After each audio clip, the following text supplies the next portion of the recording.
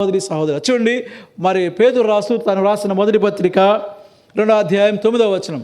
పేతురు రాసిన మొదటి పత్రిక 2వ అధ్యాయం 9వ వచనం. అయితే చీకటిలో నుండి ఆశ్చర్యకరమైన తన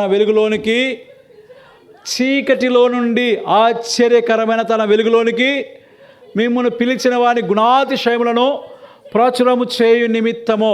so he he's called us from the darkness into the light. చీకటిలో నుంచి మనల్ని ఏం చేస్తూ వచ్చాడు? వెలుగులోనికి పిలుస్తూ వచ్చాడు. ఆశ్చర్యకరమైన వెలుగుది ప్రభువైన యేసుక్రీస్తు వారు. అరుణోదయ దర్శనం యేసుక్రీస్తులోనికి మనల్ని పిలుస్తూ వస్తున్నాడు. ఎక్కడున్నామంటే మొట్టమొదటి మనము చీకటిలో ఉన్నాం. ఎక్కడ నుంచి చీకటిని చూస్తూ వచ్చాము? 10:20లో ఐగుప్తులో చీకటి ఉంది. ఎన్నాళ్ళు ఉంది? 3 దినాలు ఉంది. కాబట్టి చాలామంది పాడుతున్నారు 3 దినముల అంటే ఈ జీవితము మనం 3 దినాల ముచ్చటే లోకంలో అంటాం. కాబట్టి మన జీవితాన్ని చూపిస్తుంది 3 దినాలు. ఈ లోకంలో మనం జీవించే జీవితాన్ని చూపిస్తుంది. ప్రియా సహోదరి సహోదరుడా, ఈ 3 దినాలు అనేది మన యొక్క జీవిత కాలాన్ని సూచిస్తుంటుండగా మన జీవితం అంతయు కూడా మనము చీకట్లో నివసిస్తున్నామనేది సత్యము. కాదు గోషన్లో ఉన్నాం అనుకున్నాం, కానీ కాదు. మనము శ్రమ కలిగినటువంటి ప్రాంతంలో, శ్రమ పొందినటువంటి లోకంలో జీవిస్తూ వస్తున్నాం కనుక అట్టి స్థితిలోంచి పిలవడము దేవుని యొక్క ఉద్దేశం. For that reason he has Born an to this world. ఆ కారణం చేత ఆయన ఈ లోకంలో జన్మిస్తూ వస్తున్నాడు. చీకట్లో ఉన్న మనల్ని, మన ఛాయలోను, మన ప్రదేశంలో ఉన్నటువంటి మనల్ని అనేం చేస్తున్నాయంటే ఆశ్చర్యకరమైనటువంటి వెలుగులోనికి పిలుస్తూ వస్తున్నాడు. చీకటి అనగా గత దినాల్లో మనం నేర్చుకుంటూ వస్తాం, దీనస్థితి మన యొక్క పాపపు స్థితికి సాదృశ్యంగా ఉంది. చీకటి అనగా పాపపు స్థితికి సాదృశ్యంగా ఉంది. రెండవదిగా చీకటి అనగా మోసకరమైన జీవితానికి సాదృశ్యంగా ఉంది. చీకటి అనగా మరణానికి సాదృశ్యంగా ఉంది. చీకటి అనగా నిత్య నాశనానికి సాదృశ్యంగా ఉంది. మరోసారి చెప్తూ వస్తున్నా, చీకటి అనగా పాపపు జీవితానికి సాదృశ్యంగా ఉంది. చీకటి అనగా మోసకరమైన జీవితానికి సాదృశ్యంగా ఉంది. చీకటి అనగా మరణానికి సాదృశ్యంగా ఉంది. చీకటి అనగా నిత్య నాశనానికి సాదృశ్యంగా ఉంది. ఇట్టి చీకటిలో నివసిస్తున్నటువంటి నిన్ను ప్రేమ కలిగినటువంటి దేవుడు ఇలా పిలుస్తున్నాడు. ప్రభువైన యేసుక్రీస్తు వారు ఇలా పిలుస్తూ వస్తున్నాడు, ప్రయాసపడి ఈ 4 స్థితి కలిగినటువంటి వారలారా నా యొద్దకు రండి, నేను మీకు ఆశ్చర్యకరమైన వెలుగులోనికి. కాబట్టి నువ్వు క్రైస్తవుడివే, క్రైస్తవ కుటుంబంలో పుట్టినటువంటి వాడివే, నీకు చర్చ్ ఉంది, సంఘం ఉన్నది, సహవాసం ఉన్నది, అన్నీ ఉన్నాయి. చిన్నప్పటి నుంచి ఈ పేటలోనే జీవిస్తూ వస్తున్నావు. కానీ యేసుక్రీస్తు వారు దేవుడైన సత్యం నీకు తెలుసు, కానీ యేసుక్రీస్తు వారు నీ రక్షకుడైనాడా?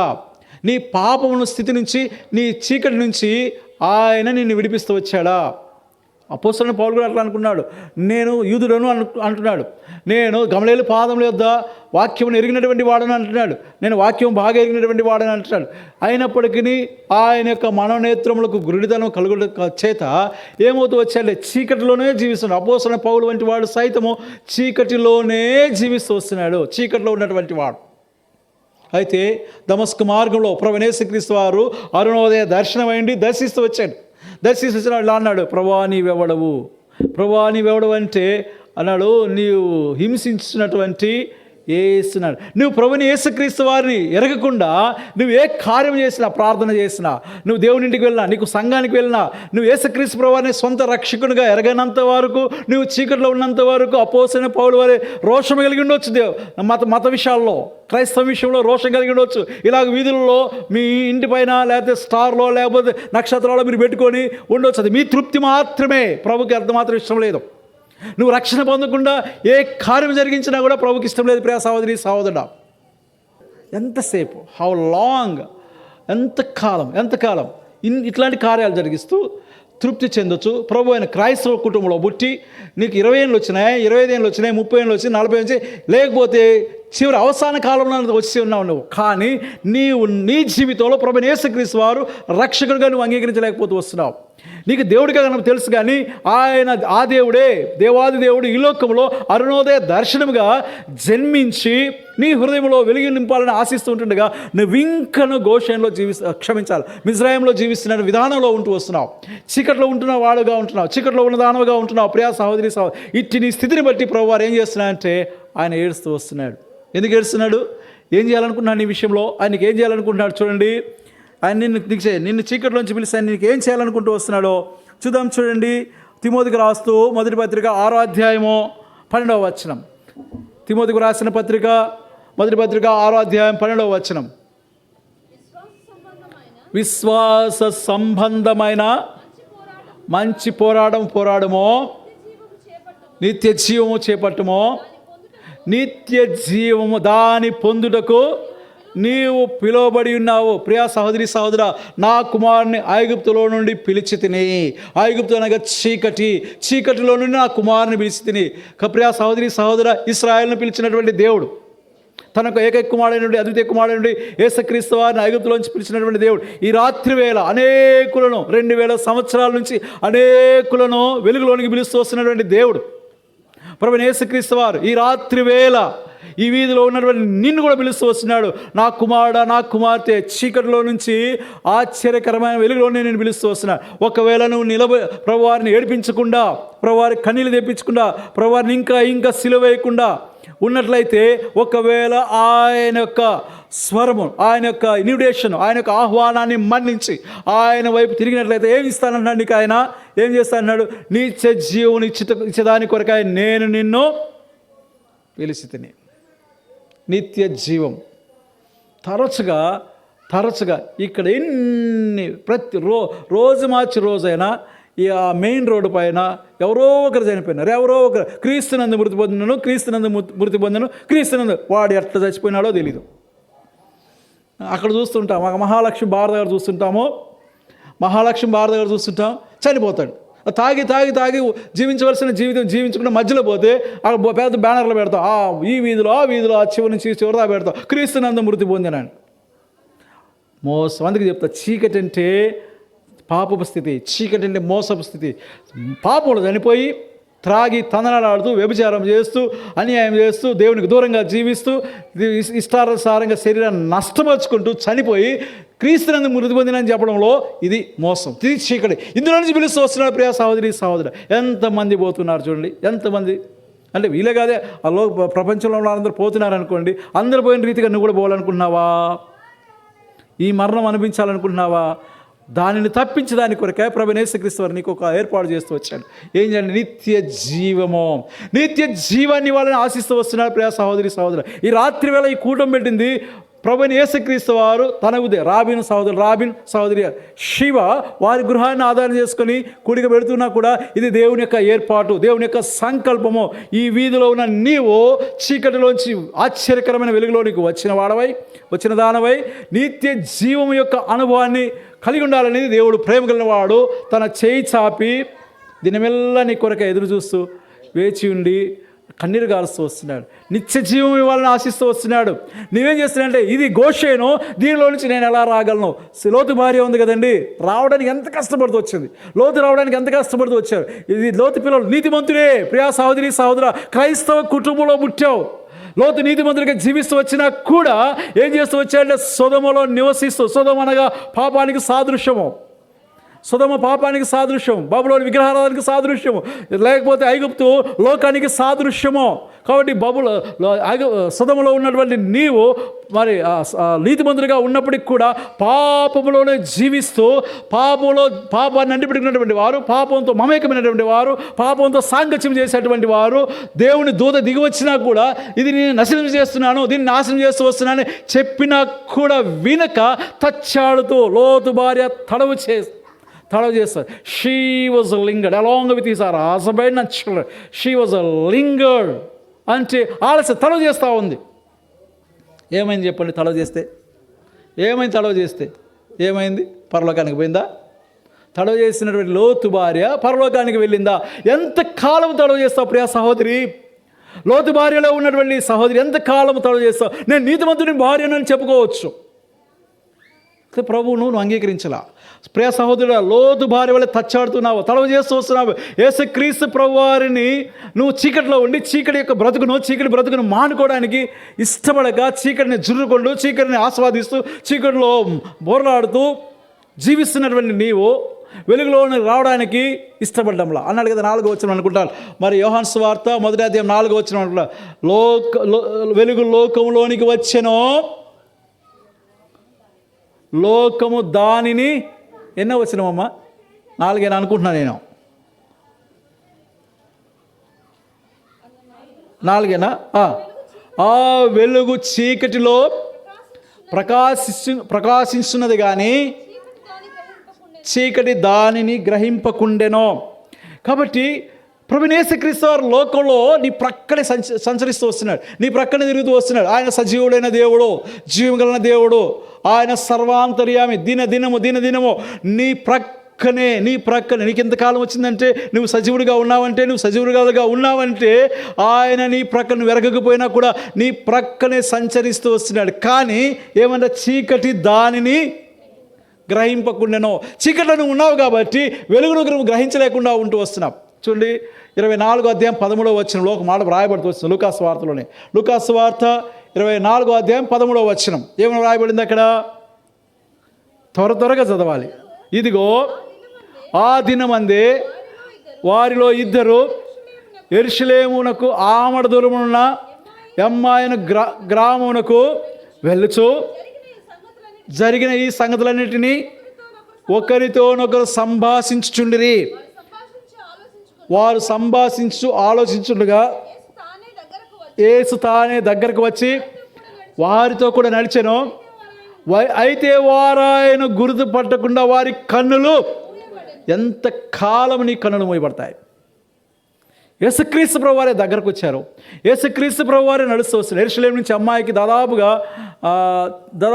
10 గంటల సమయం పడుతుంది నడవాలంటే. 10 గంటల సమయం నడుస్తూ వచ్చినా కూడా యేసుక్రీస్తు ప్రభు వారిని గుర్తుపట్టకుండా, ఎవరంటే వీరి శిష్యులు, యేసుక్రీస్తు ప్రభు తిరిగినటువంటి వారు, శిష్యరికం చేసినటువంటి వారు, ఆయన బోధనలు విన్నటువంటి వారు, ఆయన చేసిన అద్భుత కార్యములు చూసినటువంటి వారు, ఆయన చేసిన అద్భుత కార్యములు, సూచక్రియలు, మహత్కార్యాలు, చనిపోయిన వారిని సైతం లేపుతూ రాగా చూసినటువంటి వారు, మరి 5 రొట్టెలు 2 చేపలను 5,000 మందికి పంచుతూ రాగా చూసినటువంటి వారు, కుష్ఠరోగులను బాగుబస్తా చూసినటువంటి వారు, లేకపోతే బేతనీయుల్లో లాజరును లేపుతూ రాగా చూసినటువంటి వారు, ఎన్నో అద్భుతమైన కార్యములు జరిగిస్తూ రాగా చూసినటువంటి వారు ఏం చేశారంట? ఆయన వారితో నడుస్తున్నప్పటికీ వారు ఆయనను గుర్తుపట్టకుండా వారి కన్నులు ఏమైనాయి? ఎలా ఉన్నాయి నీ కన్నులు? చీకట్లో ఉన్నావా? చీకటి అంటే యెరూషలేము నుంచి అమ్మాయికి దిగిపోవడం. యెరూషలేము నుంచి ఎరుకో ఒకటి దిగిపోతూ వస్తున్నాడు. దిగిపోయినప్పుడు ఏమైనాడు వాడు చెప్పండి? వాడు దొంగల చేత చిక్కబడి, దొంగ ఎవడు? 10 ప్రకారం యోహాను సువార్త, దొంగ సాతాడు దొంగల చేతిలో చిక్కబడిన వాడై, కొట్టబడి, వస్త్రహీనుడై, బట్టలు దోచుకున్న వాడై, కొర ప్రాణముతో పడినటువంటి వాడు, చచ్చిన స్థితిలో ఉన్నటువంటి వాడు, కోమా స్థితిలో ఉన్నటువంటి వాడు, చచ్చినటువంటి వాడు. ప్రియా సహోదరా, చీకట్లో ఉన్న నీవు, నీ దుస్థితి ఏంటంటే నీవు వస్త్రహీనుడిగా ఉన్నావు, నీ దుస్థితి ఏంటంటే దిగంబడిగా ఉన్నావు, నీ కన్నులు మూయబడినాయి, అందులుగా ఉంటూ వచ్చావు, నువ్వు కోమా స్థితిలో, చచ్చిన స్థితిలో ఉంటూ వస్తున్నావు. కారణము చేతిని ఆయన ప్రకాశిస్తూ వస్తున్నా, లోకంలో సంచరిస్తూ వస్తున్నా, లోకంలో వెలుగుతూ వస్తున్నా కూడా గ్రహింపకుండా నీ కన్నులు మూయబడుతూ వచ్చినాయి. ఆయనకి నిత్య జీవం వాళ్ళని ఆశిస్తూ వస్తున్నాడు, శాశ్వత జీవం ఇవాళ ఆశిస్తూ వస్తున్నాడు. ఇది సరిపోద్దులే అనుకున్నావు, ఈ లోకం సరిపోద్దులే, ఈ లోకంలో జీవించే జీవితం సరిపోద్దులే అని ఏం చేస్తారు? సంతృప్తి చెందుతూ,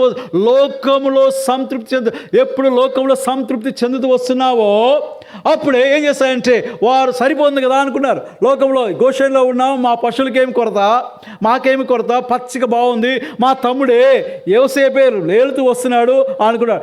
ఏలినిచ్చినంత వరకు ఏలినిస్తూ వచ్చాడు. యోసేపు ఉన్నంత వరకు బాగానే ఉంది. ప్రియా సహోదరా, యోసేపుని తీసేసుకున్న తర్వాత మొదలైంది. యోసేపు నెరగినబడి ఫరో రాజు అయిన తర్వాత అప్పుడు ఏమైందంటే వారికి గోషెన్ మిశ్రాయంగా మారిపోతూ వచ్చింది. వారికి సమృద్ధి అయిన స్థలము కాస్త ఇబ్బందికరమైనటువంటి స్థలంగా మారిపోతుంది. ఏదో ఒక సందర్భంలో నేడు అనే సమయం ఉండగానే, క్షేమమైన స్థితిలో నీవు ఉండగానే, నీవు ప్రభుని ఎరగని పక్షంలో నీ జీవితము కూడా అది ఇబ్బందికరమైన జీవితంగా మారిపోతూ వస్తుంది. వచ్చిన తర్వాత అంటావు, దేవుడు నాకేం చేశాడు, నాకేం మేలు చేశాడు, దేవుడు నాకే అంటే నువ్వు బాగున్నప్పుడు దేవుడు నువ్వేమన్నా గణపరిచినావా? నీ జీవితం ద్వారా దేవుని ఏమన్నా గణపరిచావా? దేవునికి మహిమ తీసుకొచ్చావా? తీసుకురాకపోగా ఇబ్బంది కలిగినప్పుడు ఏం చేస్తా? దేవుడు నాకేం చేశాడు అంటుంటాం. కనుకనే ఒప్పుకుంటూ వచ్చాడండి అపోస్తలుడైన పౌలు. ఏమన్నాడు? తెలియక 13వ వచనం 1వ అధ్యాయం తిమోతికి రాస్తున్నాడు. తెలియక అవిశ్వాసం వలన చేసి తిని గనుక కనికరింపబడి తిని. ప్రియ సహోదరా, ప్రభు నిన్ను కనికరిస్తూ వస్తున్నాడు. కృపా సత్య సంపూర్ణుడుగా ఆయన మన మధ్య నివసించెను. ప్రభువైన యేసుక్రీస్తు వారు కనికరము కలిగిన వాడై ఏం చేస్తూ వస్తున్నాడంటే ఆయన మన మధ్యలో నివసిస్తూ వస్తున్నాడు. నీతో మాట్లాడుతూ వస్తున్నాడు. ఈ రాత్రి వేళ నీతో నీ రక్షణ కొరకాయ మాట్లాడుతూ. ఎంతకాలం నిర్లక్ష్యంగా ఉంటాం? ఒక మరణము అందరికీ సంభవిస్తుంది. రెండవ మరణం కూడా ఉంది. ఆ రెండవ మరణాన్ని తప్పించే దాని కొరకాయ ప్రభువైన యేసుక్రీస్తు వారి లోకంలోనికి వచ్చాడు. మొట్టమొదటి దేనికి వచ్చాడంట? చీకటిలో నుంచి ఆశ్చర్యకరమైన, ఎందుకు పిలిచాడు? చీకటిలో ఉన్న నిన్ను వెలుగులోనికి పిలుస్తూ వచ్చాడు. రెండు దేనికి పిలుస్తూ వచ్చాడు? శాశ్వతమైన నిత్య జీవం, యుగ యుగాలు జీవించే జీవితం ఇచ్చేదాని కొరకాయ ఆయన పిలుస్తూ వస్తున్నాడు. బోధిస్తున్న నాకు ఈ నిరీక్షణ ఉంది. 35 సంవత్సరాల క్రితం నేను కూడా మీ చేరి వచ్చిన వారిలో అనేకలు పొందిన రీతిగా వెలుగులోనికి వచ్చాను. అంతకు రాకముందు చీకటిలో ఉండి వచ్చాను. 35 ఏళ్ల క్రితం యవనస్తులుగా ఉన్నప్పుడు ప్రభు నన్ను పిలుస్తూ రాగా చీకటిలో నుంచి ఆశ్చర్యకరమైన వెలుగులోనికి రాగా అపోస్తలుడైన పౌలు వలె గుర్తెరిగి నా రక్షకుడు ఈయనని ఆయన్ను ఎరుగుతూ వచ్చాను. తప్పించబడుతూ వచ్చాను. రెండవ మరణాన్ని తప్పించబడుతూ వచ్చాను. నిత్య జీవం కలిగిన వాడిగా ధైర్యంగా సాక్ష్యం ఇవ్వగలుగుతూ వస్తున్నాను. ధైర్యంగా మీకు బోధిస్తూ వస్తున్నాను. ఇట్లా బోధించింది పరలోకంలో కనబడబోతే నేను అబద్ధికుడిని అవుతాను. కాబట్టి మీరు కూడా ఇటువంటి అనుభవంలోనికి రావాలని ప్రభువైన యేసుక్రీస్తు నామమున మీకు మనవి చేస్తూ వస్తున్నాం. మూడవ సంగతి, ఎందుకు పిలుస్తూ వస్తున్నాడు చూడండి. ఆయన మనకి ఎందుకు పిలుస్తూ వస్తున్నాడు చూడండి. హెబ్రీలకు రాసిన పత్రిక 9వ అధ్యాయం 10వ వచనం. హెబ్రీలకు రాసిన పత్రిక 9వ అధ్యాయం 15వ వచనం. ఈ హేతువు చేత మొదటి నిబంధన కాలంలో 9:25 హెబ్రీలకు రాసిన పత్రిక 9వ అధ్యాయం 25వ వచనం. అంతేకాదు ప్రధాన యాజకుడు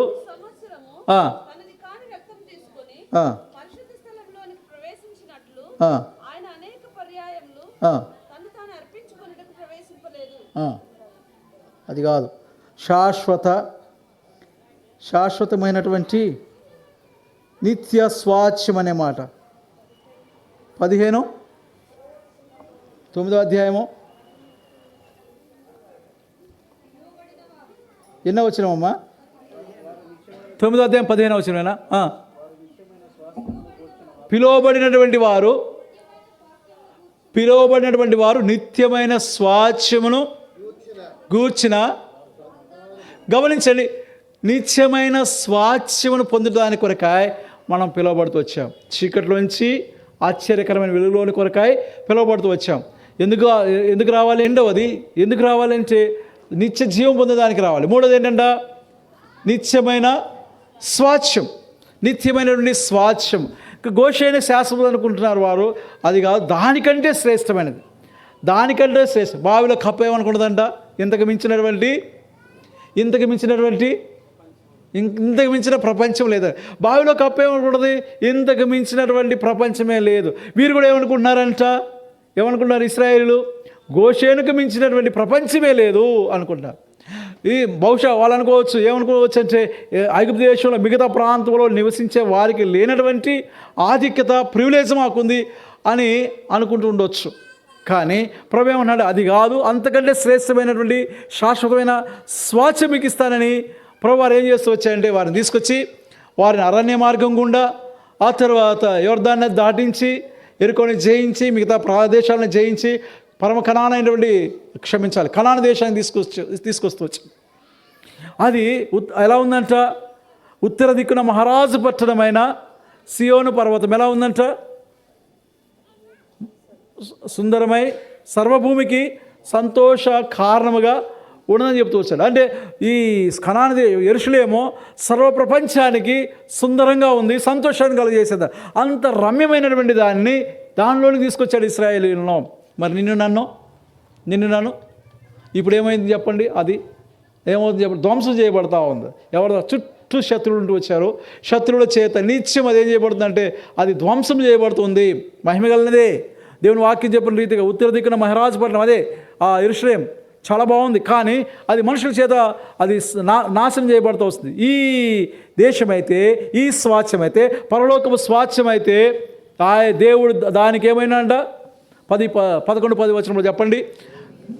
యోహాను మరి హెబ్రీయులకు రాసిన పత్రిక 10వ అధ్యాయం 11వ వచనం, లేదా 11వ అధ్యాయం 10వ వచనం.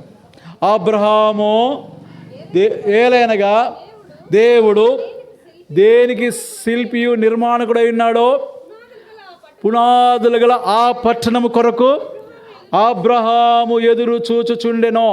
కాబట్టి అబ్రహాము పునాదులు కలిగినటువంటి పట్టణము, శ్రేష్టమైనటువంటి పట్టణము, అద్భుతమైనటువంటి పట్టణము, మహిమ నివసించే దేవుని యొక్క మహిమ నివసించే పట్టణము. ఆ పట్టణానికి కొరకాయ దేవుడు నన్ను పిలుస్తూ వస్తున్నాను. నేను నన్ను గోషేనే కాదు, మిజ్రాయిం కాదు, ఉత్తర దిక్కున్నటువంటి మహారాజు పట్టణం యెరూషలేమునకు. ప్రియా సహోదరి, లోకమే శాశ్వతం కాదు. లోకంలో బావిలో కప్పువలే ఉండి లోకమే శాశ్వతం తలంచవద్దు.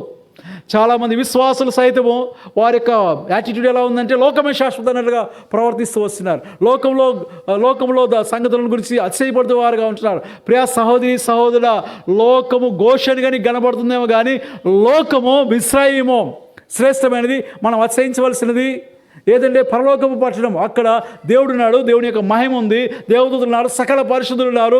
అది దేనితో చేయబడిందంటే 12 విధములైనటువంటి రాళ్లతో, వజ్ర వైడూర్యములతో నిర్మితమైనటువంటి, దాని పునాదులు నిర్మితమైనటువంటి ఆ పట్టణము శాశ్వతమైనటువంటి పట్టణము.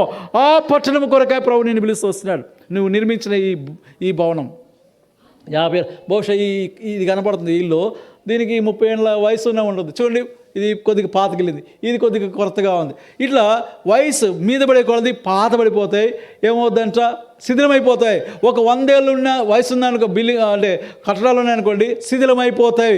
అయితే యేసుక్రీస్తు ప్రభువు వారు నిర్మించినటువంటి 14:1-6 వచనాల ప్రకారం, నా తండ్రి ఇంట అనేక నివాసములు కలవు, నా తండ్రి ఇంటి అనేక నివాసములు కలవు. ఎవరు దానికి దేవుడు దేనికి శిల్పియు నిర్మాణకుడైన అంటే ప్రభుని యేసుక్రీస్తు వారే దానికి శిల్పియు, ఆర్కిటెక్చర్. ప్రభుని యేసుక్రీస్తు వారే దానికి బిల్డర్ ఆయనే, ఆర్కిటెక్చర్ ఆయనే. అద్భుతమైన సుందరంగా మనం నిర్మించుకుంటాం. 3 బెడ్రూము రకరకాల ఆయన మనకు ముందున్న ముఖ్యమంత్రి గారు ఋషికొండలో ఒక భవనం నిర్మించారంట. అక్కడ ఒక బాత్ టబ్బే ₹1,00,00,000 మంచిది కావచ్చేమో. అంతకు మించినటువంటి ప్రియ సహోదరి, మన కన్నులు మిరుమిట్లు కలుగుతాయి, మన కళ్ళు ఆశ్చర్యం కలుగుతాయి, మన కళ్ళకు ఆశ్చర్యంగా ఉంటుంది. మన నివాస స్థలం ఈ లోకమందు మనం సంపాదించుకుని శిథిలమైపోతుంది. డబ్బు కూడా నిరర్థకమైపోతుంది.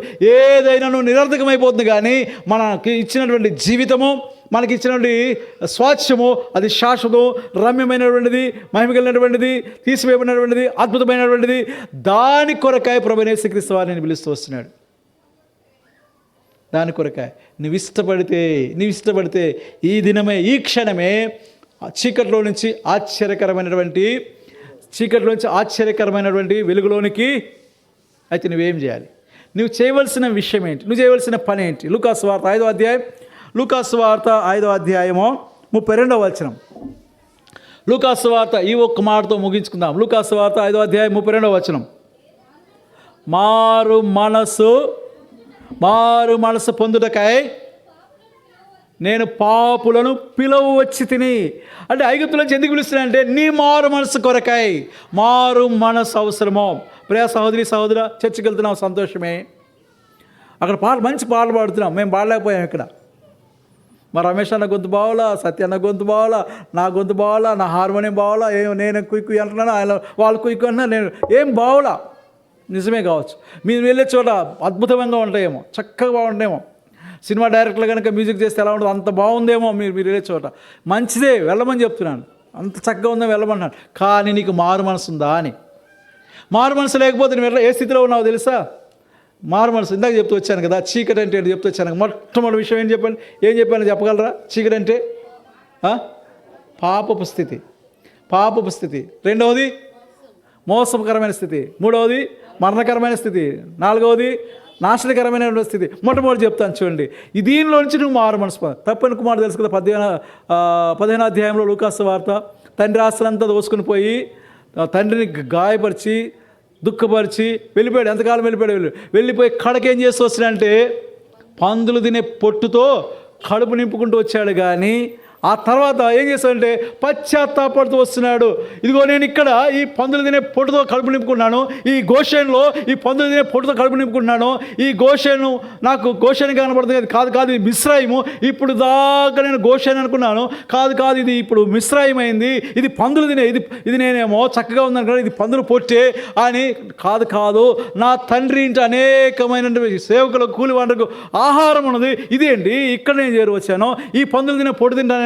నో ఎంత మాత్రం తక్షణమే తక్షణమే నేను ఈ స్థలాన్ని విడిచిపెట్టి ఎక్కడికి వెళ్తానంటే నా తండ్రి దగ్గరికి వెళ్తాను అని. ఎక్కడంటే ఉత్తర దిక్కున మహారాజు పట్టణమైన అక్కడి నుంచి చూస్తున్నాడు, ఎత్తైన ప్రదేశం చూస్తున్నాడు. ప్రియ సహోదరి సహోదరా, నీ మారు మనసు కొరకాయ, నువ్వు మారు మనసు పొందే విధానం కొరకాయ, ఆ స్థితి కొరకాయ ప్రభువారు ఉత్తర దిక్కు నుంచి చూస్తూ వస్తున్నాడు. ఆయన కనులెత్తి చూస్తూ వస్తున్నాడు. కనుక నువ్వు రక్షణ పొందినట్లయితే ఒక పాపి మారు మనసు పొందు స్థితిని బట్టి పరలోకంలోని దేవదూతలు సైతం సంతోషించే గడియ ఇది. నీవు కనుక ఈ రాత్రి వేళ ఈ వర్తమానం విని మారు మనసు పొందినట్లయితే దేవుడు సంతోషించేవాడుగా ఉంటాడు, దేవదూతలు సంతోషించేవారుగా ఉంటారు. నీ జీవితం ఏమవుతుందంటే దుఃఖకరమైన నీ జీవితం సంతోషంగా మారిపోతుంది. నీ కుటుంబ సభ్యులు నీ యొక్క ఇప్పటిదాకా విసుగు చెందుతూ వస్తున్నారేమో, నీ కుటుంబాన్ని నీ స్థితి ద్వారా, నీ పరిస్థితి ద్వారా విసిగిస్తూ వస్తున్నావు, గాయపరుస్తూ వస్తున్నావు, దుఃఖపరుస్తూ వస్తున్నావేమో. ఇతని వలన నా జీవితం నష్టం, ఈ కుటుంబం నష్టమైపోయింది, ఇదిగో ఈ వలన ఇట్లాంటి పరిస్థితి ఏర్పడిందని అనుకుంటూ వస్తుంది అంటే నీ జీవితం అలా ఉందేమో. నువ్వు మారు మనసు పొందినట్లయితే ప్రియ సహోదరి, తక్షణమే అద్భుతమైన రీతిగా నీ జీవితం సంపూర్ణంగా మారిపోతుంది. దేవునికి ప్రీతికరంగా ఉంటుంది, దేవదూతలకు ఇష్టకరంగా ఉంటుంది, సంతోషకరంగా ఉంటుంది. అందుకని సంతోషకరమైన సువర్తమానం. If you accept this gospel of cross, gospel of Christ Jesus, gospel of the saviour, if you believe and accept this, ఇప్పుడు నువ్వు అంగీకరించినట్లయితే నీ జీవితం కూడా మహాసంతోషంతో నిండేదిగా ఉంటుంది. నేడే రక్షణ దినమో, నేడే అనుకూలమైన సమయం. ఇంత గొప్ప రక్షణను నిర్లక్ష్యం చేసిన ఎలాగ తప్పించుకుంటాం. నాకు పాట రాదండి, తెలిసిన పాట. జాలి చేత ఎదురు చూస్తూ వస్తున్నాడు. ఉత్తర దిక్కున మహారాజు పట్టణమైన సియోను పర్వతం పై నుంచి పరలోకం నుంచి నీ నిమిత్తమై జాలితో ఎదురు చూస్తూ వస్తున్నాడు. నా కుమార్తె ఎప్పుడు మారు మనసు పొందుతుంది, ఎప్పుడు నా ఎదుకు వస్తుందని జాలి చేత ఎదురు చూస్తూ వస్తున్నాడు. ఎంతకాలం ముందు చరణంలో పాడుతూ ఎంతకాలం ఏడిపిస్తాం, ఎంతకాలం నేను క్రైస్తవురాలనే అని భ్రమలో ఉండి, ఆత్మీయమైన భ్రమలో ఉండి, రక్షణ పొందక, మారు మనసు పొందక, చీకట్లో ఉంటూ నిత్య జీవాన్ని కోల్పోతూ, నీచ స్వాస్థ్యాన్ని కోల్పోతూ ఎంతకాలం ప్రభువును దుఃఖపరిచేదానుగా ఉంటాం. నేడే రక్షణ దినము, నేడే అనుకూలమైన సమయం. ఇంత గొప్ప రక్షణను నిర్లక్ష్యం చేసిన ఎలా తప్పించుకున్న నేరం. ఒక్క నిమిషం తలలో ఉంచండి. మీ నిజస్థితిని ప్రభు దగ్గర ఒప్పుకోండి. ప్రభువా, నేను పాపిని, నా పాపములను క్షమించుము. చీకట్లో ఉన్నాను ప్రభువా,